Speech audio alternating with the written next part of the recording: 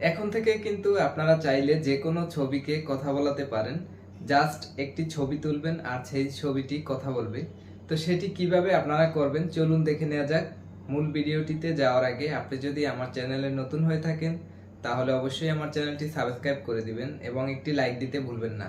বাকি যে প্রসেসগুলো আছে সেগুলো দেখাবো আমি আমার মোবাইলের স্ক্রিন থেকে। চলুন শুরু করা যাক ভিডিওটি। মোবাইলের স্ক্রিনে আসার পরে চলে যাবেন এখান থেকে গুগল প্লে স্টোরে। গুগল প্লে স্টোর অ্যাপসে আসার পরে এখানে গিয়ে BEATLY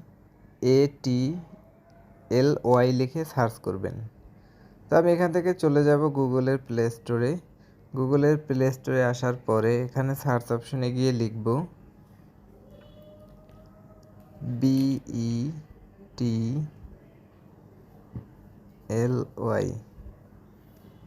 লেখার পরে কিন্তু এখানে প্রথমে যে অ্যাপটি চলে আসছে সেই অ্যাপসটি অবশ্যই আপনি ইনস্টল করে নেবেন। ইনস্টল করার পরে এখান থেকে আপনি চলে আসবেন। এখান থেকে আপনি সরাসরি অ্যাপটির ভিতরে ঢুকবেন।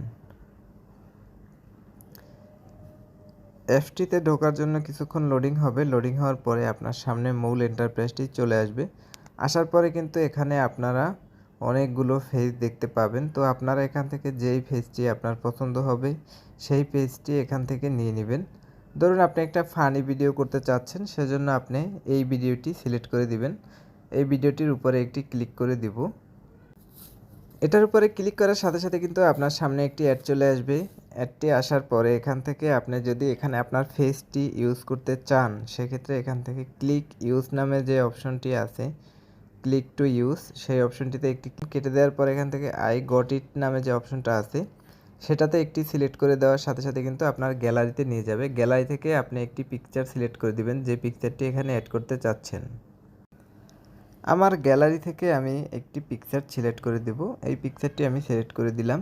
সিলেক্ট করার সাথে সাথে কিন্তু এখানে কিছুক্ষণ প্রসেসিং হচ্ছে। এখানে 100 পর্যন্ত কমপ্লিট হওয়ার পরে কিন্তু আপনার ফেসটি এই ভিডিওটির সাথে অ্যাড হয়ে যাবে। তো আমরা কিছুক্ষণ ওয়েট করব। ওয়েট করার পরে দেখি ভিডিওটি আসলে কেমন হয়। তো দেখি এখন ভিডিওটি কেমন হলো, ফানি ভিডিও।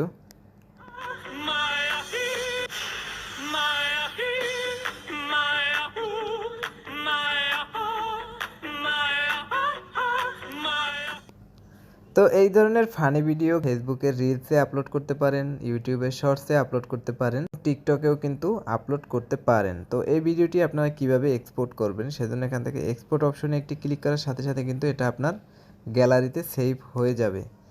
এখান থেকে কিন্তু চাইলে আপনারা WhatsApp, Facebook, TikTok shorts, YouTube শর্টসে, রিলসে সব কিছুতেই কিন্তু আপলোড করতে পারবেন।